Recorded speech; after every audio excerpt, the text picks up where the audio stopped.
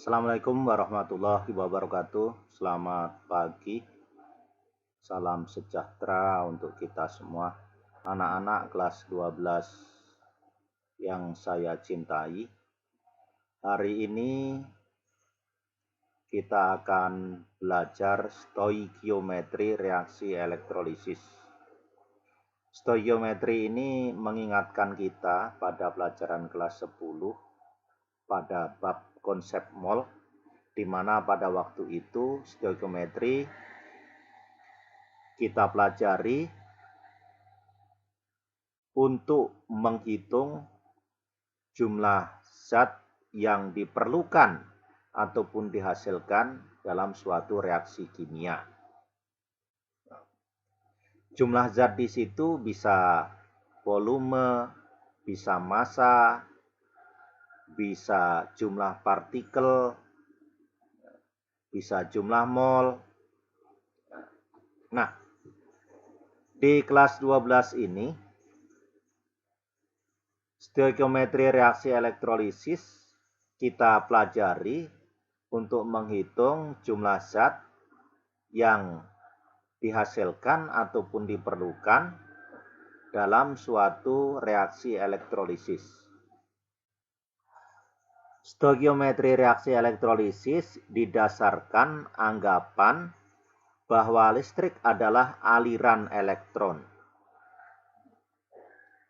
Muatan listrik dari 1 mol elektron, 1 mol itu 6,02 kali 10 pangkat 23 atau 602 miliar triliun, yang disebut dengan bilangan Avogadro itu. 1 mol elektron berarti 602 miliar triliun butiran elektron. Nah, muatan listrik dari 1 mol elektron adalah 96.500 coulomb. Tapi itu adalah pembulatan. Karena tepatnya adalah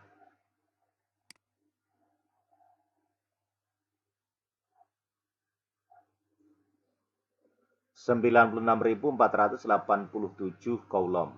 Nah, jumlah muatan dari 1 mol elektron ini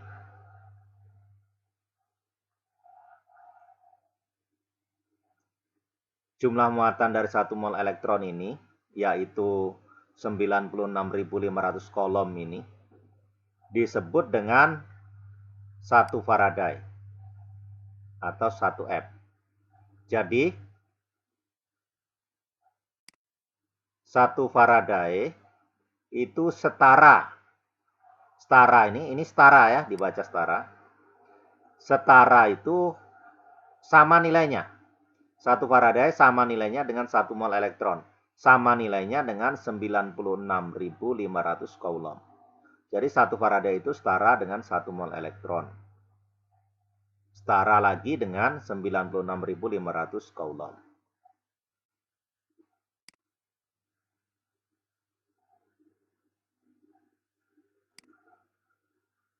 Nah, bagaimanakah hubungan kuat arus dan waktu dengan jumlah mol elektron?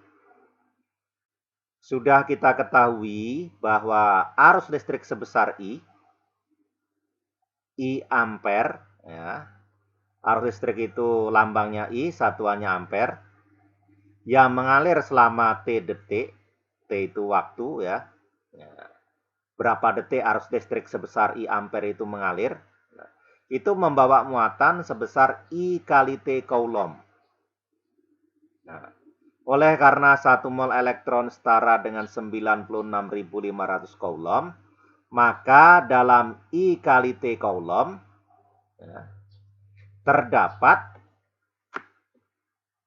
I kali T per 96.500 mol elektron. Nah, bagaimana hitung-hitungannya? Perhatikan ini. 96.500 coulomb sama dengan 1 mol elektron. Kalau persamaan ini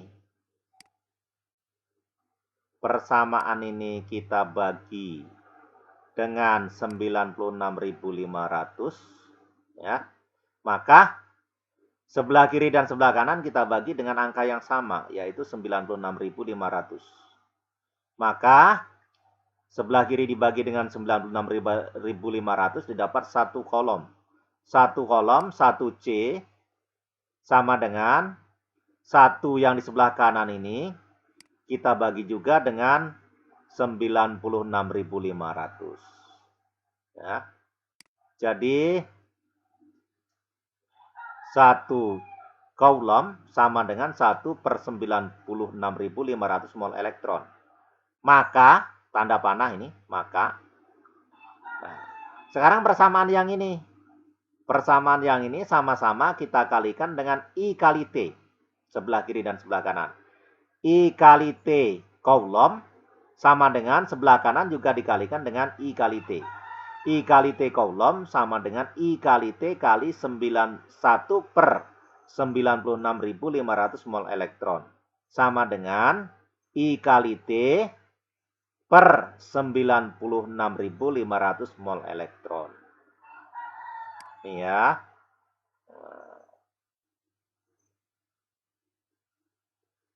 Nah, jadi untuk menghitung mol elektron yang mengalir, nah, mol elektron yang mengalir di dalam arus listrik sebesar I selama T detik, maka kita gunakan rumus ini.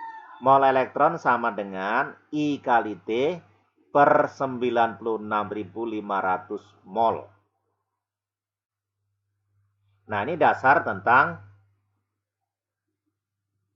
stoikiometri reaksi elektrolisis, ya.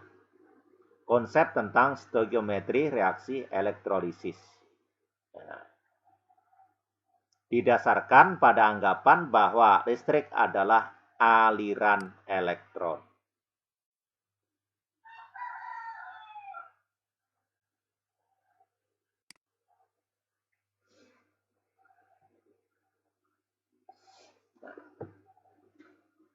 Kita lanjutkan dengan contoh. Contoh soal. 1. Berapa liter gas oksigen pada keadaan STP, standar temperatur and pressure, berarti keadaan standar, yaitu suhu 0 derajat Celcius dan tekanan 1 atmosfer, dapat terbentuk jika arus 10 ampere dialirkan selama 965 detik ke larutan asam sulfat. Jadi larutan asam sulfat ini dielektrolisis dengan arus listrik 10 ampere selama 965 detik. Berapa liter gas oksigen yang dihasilkan pada keadaan standar? Itu masalahnya. Kita perhatikan jawabannya. Mula-mula asam sulfat ini H2SO4, ya, ini asam sulfat. H2SO4 diionisasikan dulu. H2SO4 Aq menghasilkan 2H plus Aq plus SO42 minus Aq. Nah, ini reaksi ionisasi asam dan basa itu sudah kita pelajari di kelas 10. Nah, di dalam elektrolisis ini tidak disebutkan elektrodenya. Elektrodenya, katode dan anodenya. Itu elektrode. Nah, maka asumsi kita kalau seperti ini elektrodenya adalah inert. Elektrode yang tidak ikut bereaksi, yaitu C, PT, dan AU. Nah, jadi elektrodenya inert. Ya. Kemudian perhatikan ini. Anionnya adalah sisa asam oksi. Sisa asam yang mengandung oksigen. Ini kan oksigen ini. O. Nah, kalau anodenya inert, ya, karena elektrodenya inert tadi. Elektrode kan katode dan anode. Ya. Kalau anodenya inert, kemudian anionnya sisa asam oksi, maka yang mengalami oksidasi di anode adalah air. Nah, kita ingat bahwa dalam sel elektrolisis, ya, katode itu merupakan kutub negatif, anode merupakan kutub positif. Kena pel. Kena pel.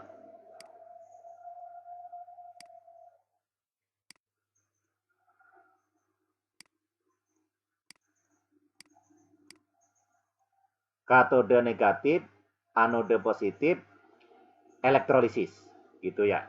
Nah, jadi karena anode merupakan kutub positif, maka yang mendekati kutub positif itu sebenarnya ion negatif ini, yaitu SO42-. Tapi SO42-nya ini sisa asam oksi. Maka air mengalami oksidasi di anode itu. Ya. Sekali lagi, anionnya sisa asam oksi, kemudian anodenya inert, maka air mengalami oksidasi di anode itu. Nah, reaksi oksidasinya adalah 2H2OL menghasilkan 4H plus Aq plus O2 G plus 4 elektron. Ingat ya, oksidasi itu pelepasan elektron, maka elektronnya dituliskan di sebelah kanan ini. Di sebelah kanan tanda panah. Ya. Nah, perhatikan bahwa di anode ini dihasilkan gas oksigen ini. Berapa liter gas oksigen yang dihasilkan ini pada keadaan standar?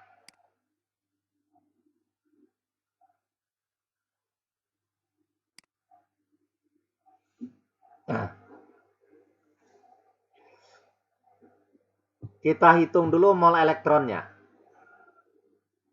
Mol elektron. Mana nih mouse-nya?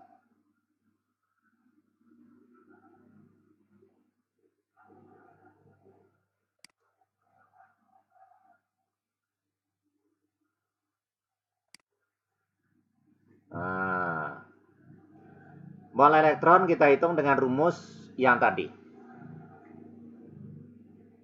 Nah, rumus ini. Mol elektron sama dengan IT per 96.500 mol. Jadi, mol elektron sama dengan I kali T per 96.500. Sama dengan I-nya berapa ini? 10 ampere. Kita masukkan ke sini. 10. Dikali T-nya berapa? Ini. 965 detik. Kita masukkan 965. Per 96.500. Berarti 965 dikali 10. 9.650 dibagi 96.500. Sama dengan 0,1 mol. Ya, 0,1 atau 1/10 mol. Kemudian, dari reaksi di anode ini, ya, reaksi di anode ini, kita bisa menghitung mol O2. Mol O2 nih. Dengan menggunakan perbandingan koefisien reaksi. Ingat, perbandingan koefisien reaksi menyatakan perbandingan mol. Sehingga mol O2 sama dengan koefisien O2, sini 1, ya. Koefisien 1 kan tidak ditulis. Per koefisien elektron 4, ini. Dikali mol elektron, tadi sudah kita hitung. Berarti mol O2 sama dengan 1/4 dikali 0,1 mol. Sama dengan 1/40 mol. Atau 0,025 mol. Saya lebih senang menuliskan 1/40 mol. Ya. Dari mana 1/40? 1/4 dikali 0,1 itu 1/10. 1 kali 1, 1. 4 kali 10, 10. 1/40 mol. Nah, maka volume O2 pada keadaan STP itu mol dikali volume molar. Volume molar itu adalah volume 1 mol gas apa saja pada keadaan standar. Volume 1 mol gas apa saja pada keadaan standar. Pada keadaan standar, volume molar gas itu 22,4 liter per 1 molnya. Kalau seperempat puluh mol, maka volumenya tinggal kita kalikan. Sehingga volume O2 pada keadaan STP sama dengan 1/40 mol dikali 22,4 liter per mol. Molnya kita coret. Nah, 22,4 dibagi 4, 5,6. Dibagi lagi 10 karena ini 1/40. 5,6 dibagi 10. 5,6 dibagi 10, komanya geser ke sini. Hasilnya adalah 0,56 liter. Ya, ini kalau sudah seperti ini, tinggal konsep matematikanya, konsep hitungannya, ya, bagaimana cara kita menghitung. Ya. Sepanjang otak kita masih mampu, janganlah digunakan kalkulator. Otak kita lebih pintar dari kalkulator, ya. Lanjut. Ini contoh yang kedua. Pada elektrolisis suatu larutan garam LSO4 dengan menggunakan elektrode PT, nah ini berarti elektrode inert, berarti katodenya PT, anodenya PT. Nah, anodenya juga inert berarti. Nah, di katode terbentuk 0,295 gram logam L. Berarti reaksi di katode itu reduksi ion logam menghasilkan logam L ini. Larutan hasil elektrolisis ini ternyata dapat dinetralkan dengan 50 ml KOH 0,2 molar. Nah, berapakah massa atom relatif logam L? Berarti ini larutannya bersifat asam sehingga dapat dinetralkan oleh suatu basa. KOH adalah basa kuat, basa alkali, basa golongan 1A. Itu termasuk basa kuat. Nah, jawab. Kita hitung dulu. Ya, berapa mol KOH yang digunakan untuk menetralkan itu. Ya. 50 ml dikali 0,2 molar KOH sama dengan 10 milimol KOH. Ingat, mililiter kali molaritas itu milimol. Kalau liter dikali molaritas itu sama dengan mol. Liter dikali molar sama dengan mol. Liter kali mol, mililiter kali molar sama dengan milimol. Ingat kembali rumus ini.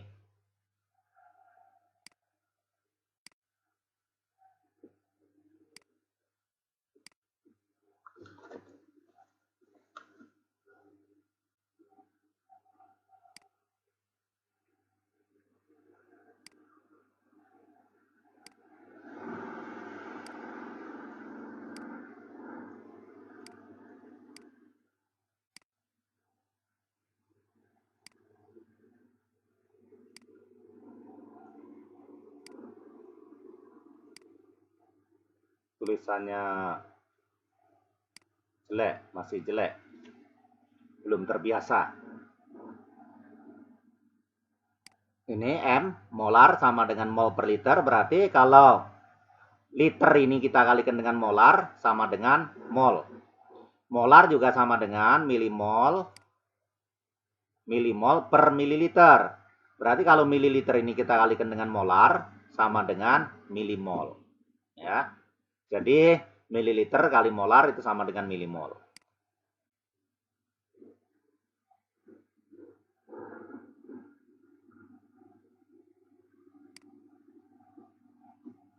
(50 ml kali 0,2 molar KOH sama dengan 10 milimol KOH.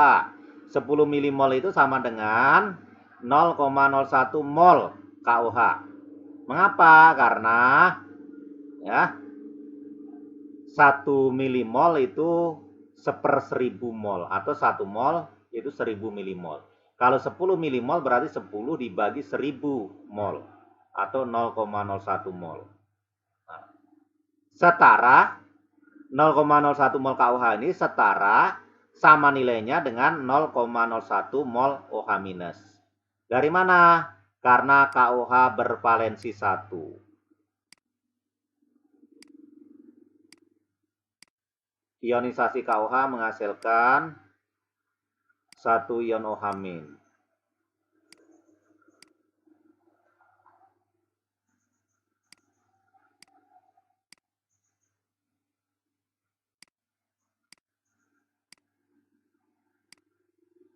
Ini ya, KOH menghasilkan K+ plus OH-.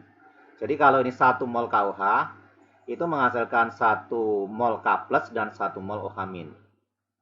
Kalau 0,01 mol KOH, 0,01 mol KOH, maka ion OH- yang dihasilkan juga 0,01 mol. Sehingga di sini ya, 50 ml kali 0,2 molar KOH itu setara dengan 0,01 mol OH-.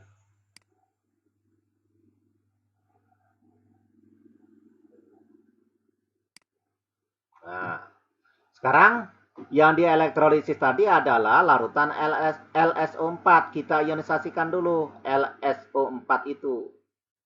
LSO4 aqueous ya, menghasilkan L2 plus aqueous plus SO4 minus. SO4 2- aqueous. Kalau kita tidak bisa menentukan ini berapa muatannya, perhatikan ini SO4 2- ya, muatannya -2. Lawan dari -2 adalah +2. Berarti ion logam L ini bermuatan positif 2 atau L2+.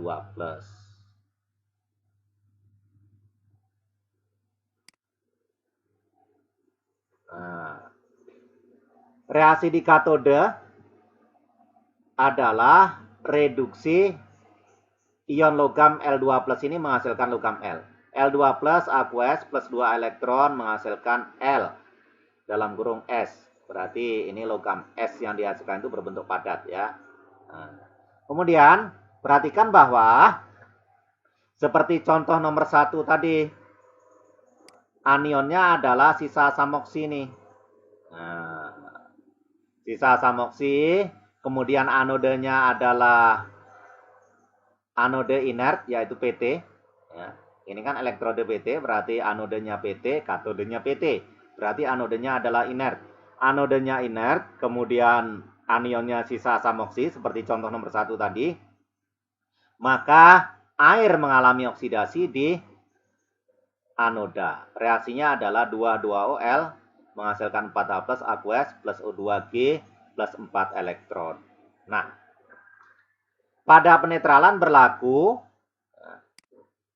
ini perhatikan, ini sudah kita pelajari di kelas 11. Pada penetralan itu berlaku mol H+ sama dengan mol OH-. Ya.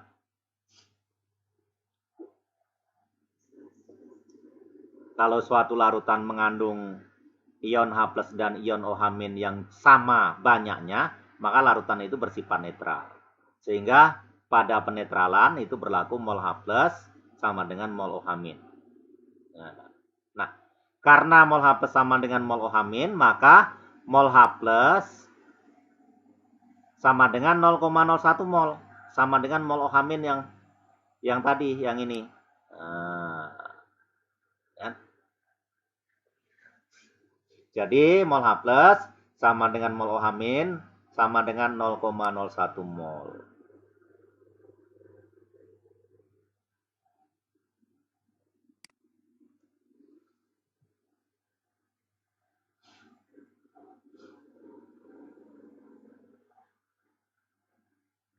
Nah,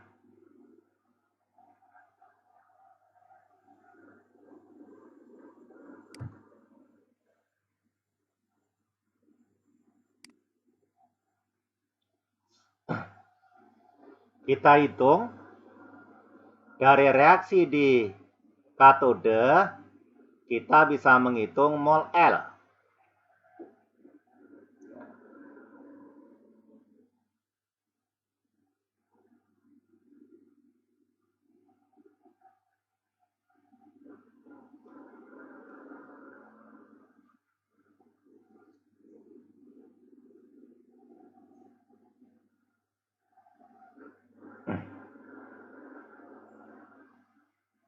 Oh ya, ada yang Ketinggalan di sini.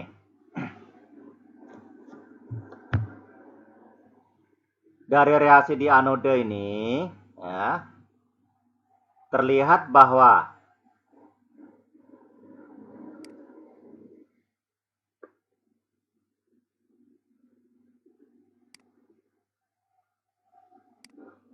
koefisien H+ dan koefisien elektron itu sama. Sehingga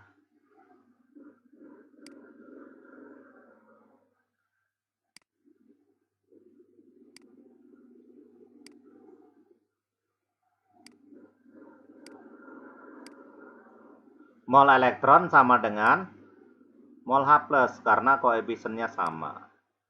Mengapa? Karena koefisien reaksi menyatakan perbandingan mol. Nah, kalau koefisiennya sama, tentu jumlah molnya sama. Perhatikan bahwa pada reaksi di anode, koefisien elektron dan koefisien H+ itu sama. Sehingga mol elektron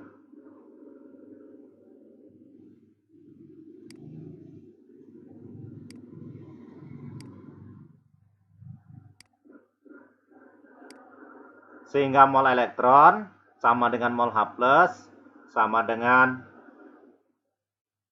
0,01 mol. Nah, mol elektron sudah kita hitung, yaitu 0,01 mol. Maka dari reaksi di katode,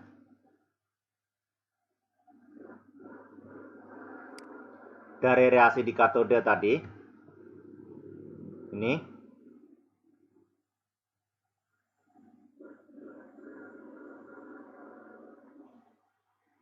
reaksi di katode, kita bisa menghitung mol L.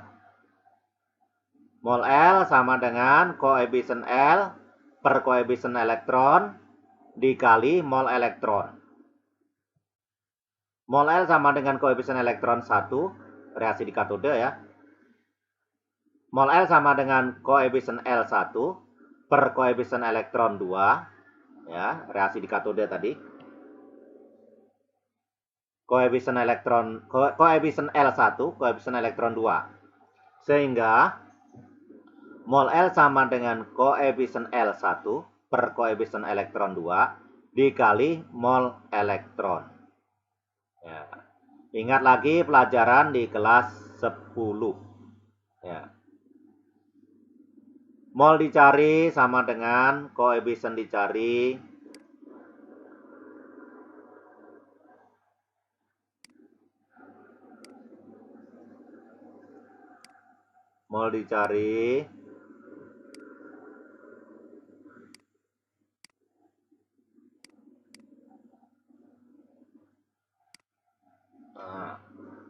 sama dengan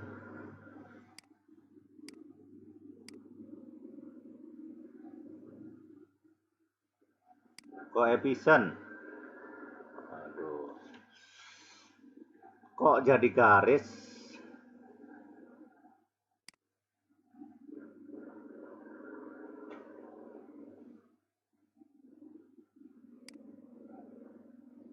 Nah, saya sebutkan saja, mol dicari sama dengan koefisien dicari per koefisien diketahui kali mol diketahui.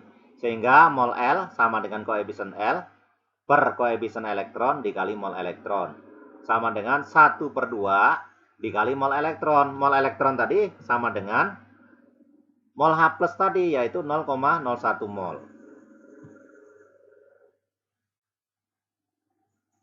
Sehingga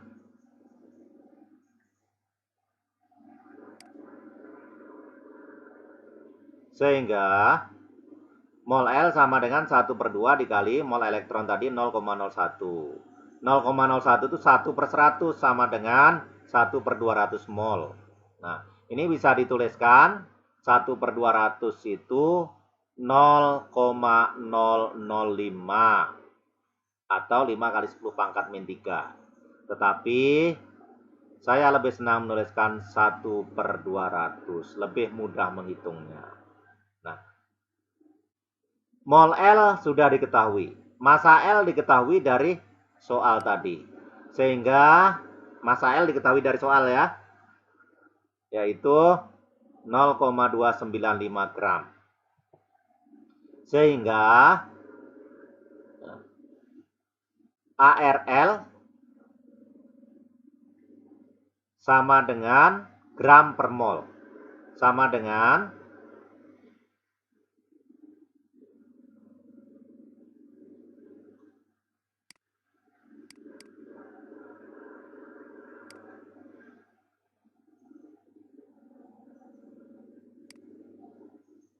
ya, jadi saya ulangi, ARL sama dengan gram per mol.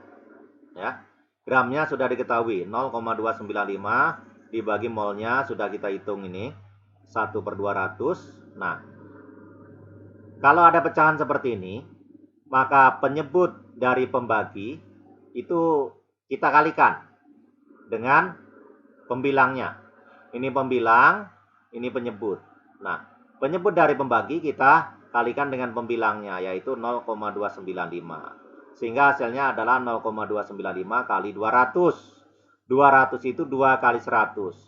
0,295 kali 100, 29,5.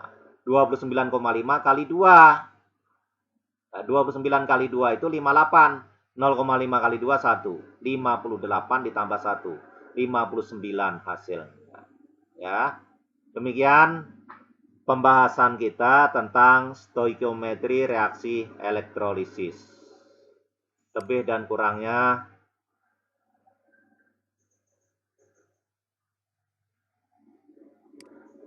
Bapak ucapkan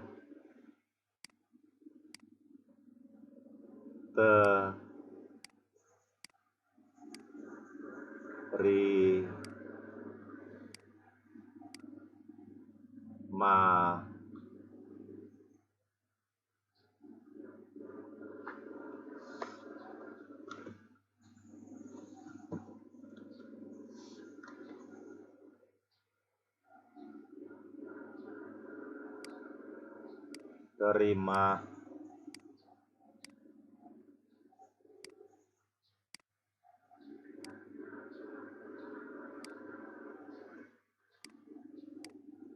kasih. Lebih dan kurangnya Bapak ucapkan terima kasih. Wassalamualaikum warahmatullahi wabarakatuh.